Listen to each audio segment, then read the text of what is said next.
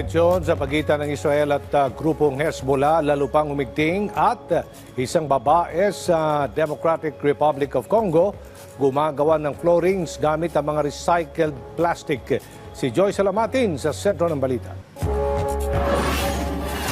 Patuloy ang search and rescue operation sa mahigit 6 na individual na nawawala sa kasagsagan ng matinding pag-ulan sa Japan. Isa ang naiulat na nasawi roon, kasabay ng naranasang pagbaha at pagguho ng lupa.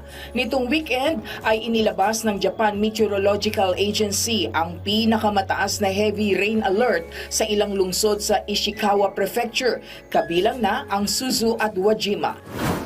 Mas umigting ang tensyon sa pagitan ng Israel at Hezbollah matapos ang palitan ng airstrikes nitong nakaraang araw. Nasira at nasunog ang ilang mga establishmento sa northern Israel matapos magpalipad ng halos 150 missiles ang Hezbollah.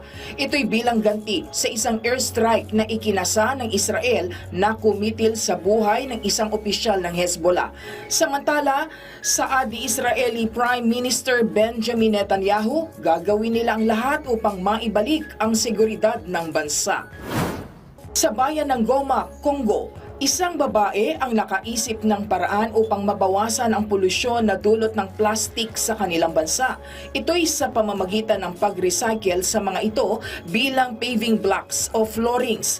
Ikinatuwa naman ng ilang residente sa bayan ang nasimulang proyekto dahil hindi lang nito nalilimitahan ang mga polusyon sa kanila, kundi nabibigyan rin sila ng trabaho, lalong-lalo na ang mga naging biktima ng gyera at mga militanteng grupo. Joyce Salamatin para sa Pambansang TV sa Bagong Pilipinas.